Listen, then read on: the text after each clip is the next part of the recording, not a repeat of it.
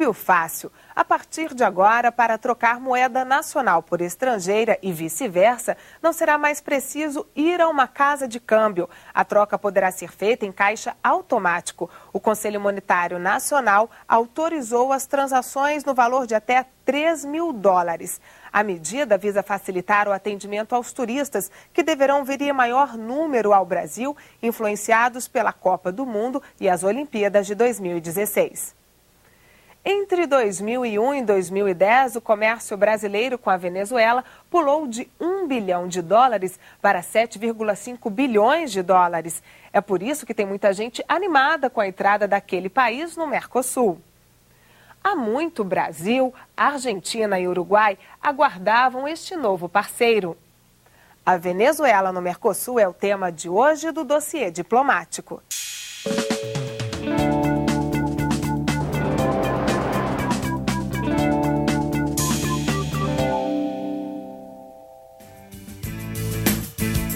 O cenário da festa estava montado para receber o principal convidado. A Venezuela torna-se o quinto estado parte do bloco. Esta é a primeira ampliação de nosso bloco desde sua criação em 1991. Damos as boas-vindas ao povo venezuelano por intermédio do presidente Hugo Chávez. A incorporação de Venezuela, para finalizar, cierra definitivamente la ecuación de lo que va a ser este siglo XXI.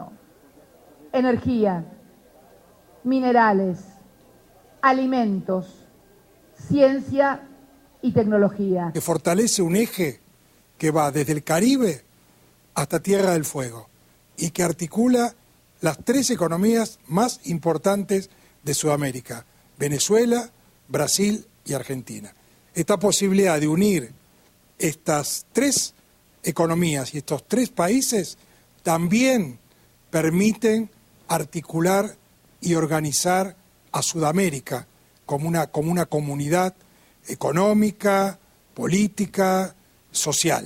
A entrada da Venezuela é extremamente positiva e eu sempre defendi, e creio um absurdo essa gente dizer que o presidente Chávez, por isso, não devia ter Venezuela no Mercosul. Os presidentes são passageiros. Mas a entrada de um país deixou outro de fora.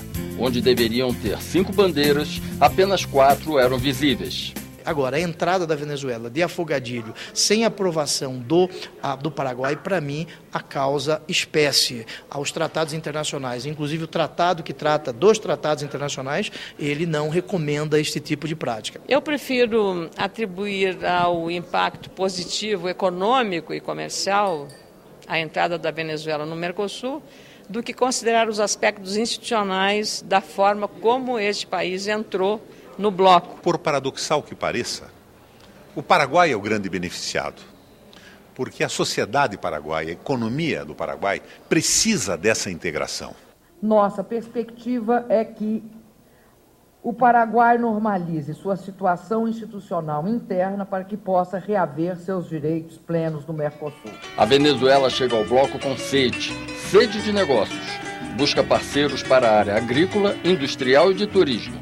O presidente Chávez mira principalmente no Brasil e na Argentina para encontrar os parceiros em projetos tidos como prioritários, tais como habitação e exploração de petróleo na região do Orinoco. Em Venezuela está em marcha agora mesmo, eu creo que é o mais grande projeto petrolero que há en este planeta, não há outro. La Faja del Orinoco. Ahí está, ese es un proyecto no solo venezolano, es un proyecto suramericano, es un proyecto de Mercosur. ¿Cuántos miles y miles de kilómetros de tubería harán falta para el desarrollo de la Gran Faja del Orinoco? Para oleoductos, gasoductos, condominios industriales, servicios, la explotación del gas que viene asociado al petróleo, la petroquímica. 3 millones de viviendas necesitamos construir los próximos 6 años. Bienvenidos, las empresas, los constructores argentinos, uruguaios, brasileiros. Na verdade, todas as nações estão certas que a presença da Venezuela no Mercosul ajudará a diminuir os efeitos da crise internacional. que já começa a afetar os sul-americanos. A Venezuela tem um PIB de 364 bilhões de dólares, né? É um PIB significativo para estes países que compõem o Mercosul. Este espaço do Mercosul, que concita a Brasil, a Venezuela, a Uruguay, a Paraguay y a la Argentina, constituye, después de Estados Unidos, China, Alemania y Japón, la quinta economía del mundo. Y hoy, paradojalmente, el mundo industrial está en crisis y nosotros estamos casi históricamente acostumbrados que cuando el mundo rico está en crisis, pobre de nosotros. Sin embargo, parece que los que están pobres son ellos. Essa entrada na Venezuela, esse enfrentamento da Argentina, do Brasil e do Uruguai, as pressões dos grandes países, economicamente grandes do mundo, é uma segunda declaração de independência brasileira. El comercio se va a ver fortalecido, porque Venezuela es una economía muy importadora y justamente lo que necesita son muchas de las cosas que produce muy competitivamente Brasil, Argentina, Uruguay, Paraguai. Se a Venezuela absorver esse excedente exportável que temos em matéria de grãos e em matéria de manufaturados, como as máquinas agrícolas, será uma boa iniciativa. Os produtores de soja na Argentina, produtores de trigo na Argentina e no Uruguai, do gado leiteiro, gado bovino, gado ovino, frango também. Todo mundo ganha bastante com o mercado venezuelano. Nós teremos um projeto comum de desenvolvimento.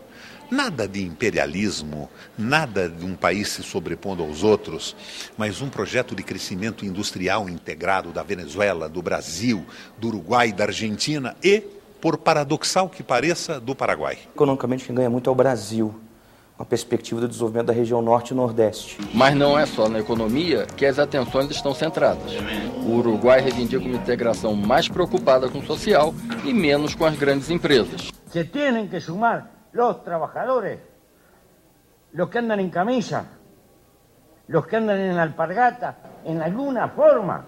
La pata popular de la historia se tiene que sentar en las decisiones de este Mercosur, porque de lo contrario no será lo suficientemente democrática y eso es parte de nuestra lucha. Eu tenho dito que a gente devia fazer um Gentesul e não Mercosul.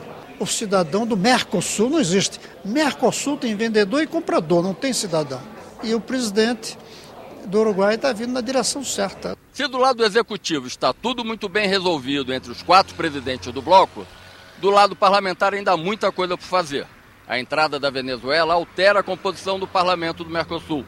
Pelo menos 27 deputados venezuelanos passarão a integrar o Parlasul. Além disso, por conta de uma posição da Argentina e de parte da bancada do Uruguai, ainda não foi definido que espaços parlamentares do Paraguai terão durante o castigo imposto pelo bloco. Nós somos um parlamento em construção. Nós podemos opinar e fazer sugestões.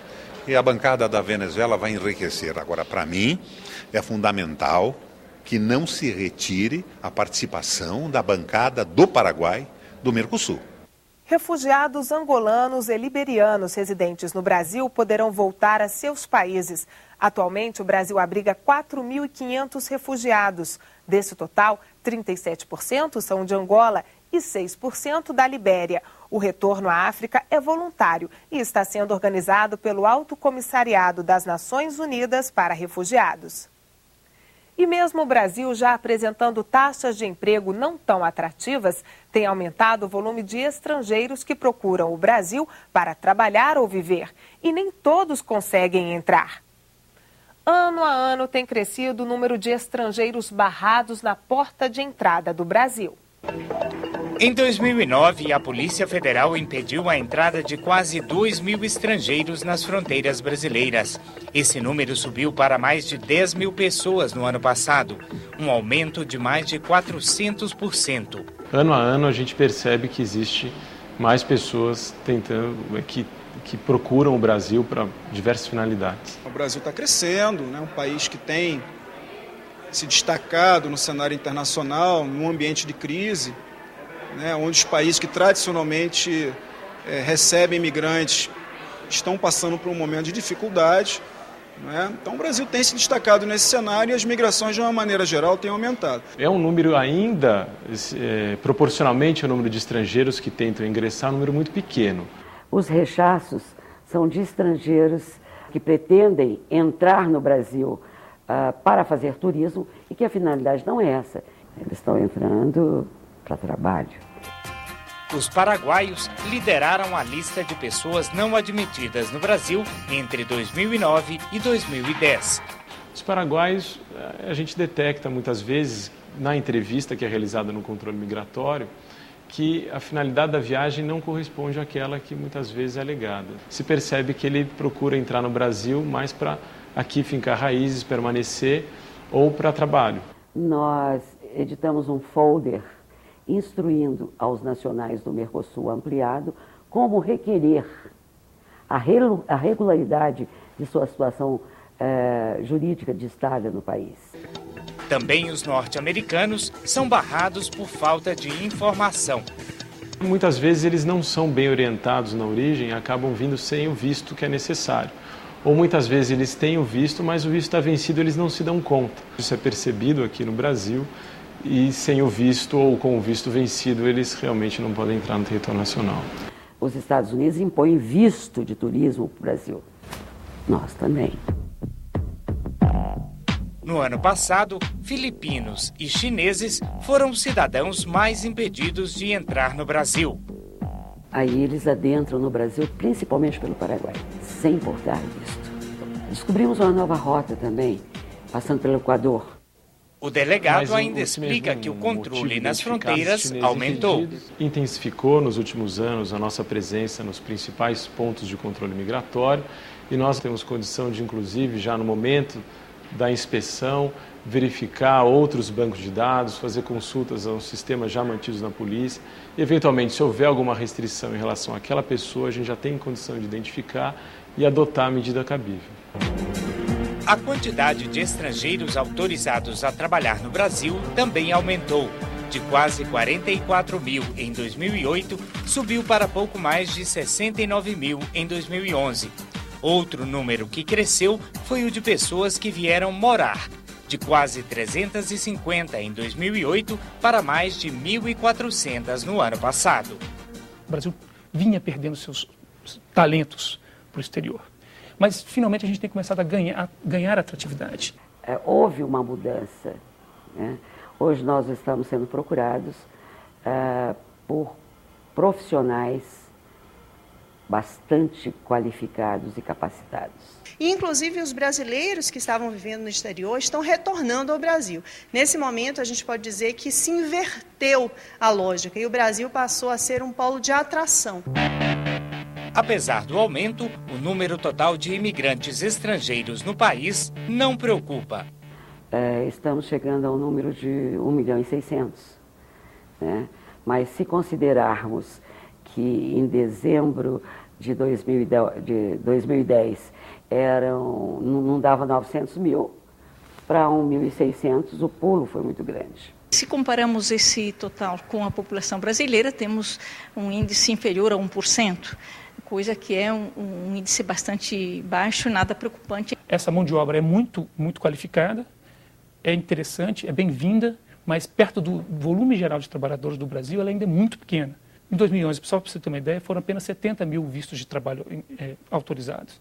Todo país que recebe imigrantes precisa de leis que garantam respeito aos direitos humanos e protejam o trabalhador estrangeiro.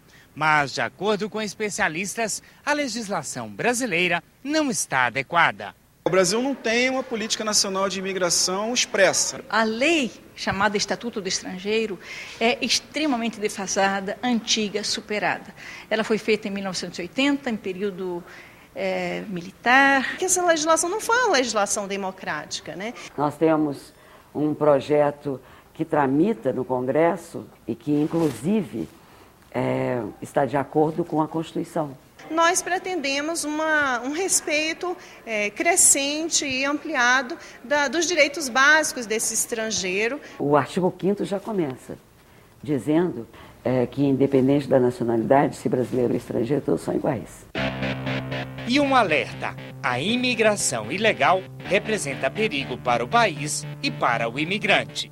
Os migrantes que tentam adentrar em qualquer país irregularmente acabam se submetendo ao tráfico de migrantes ou de pessoas. Essas pessoas podem ser vítimas, os migrantes ilegais são potenciais vítimas de violação de direitos humanos. A irregularidade gera exploração, gera tráfico de pessoas e tráfico de migrantes.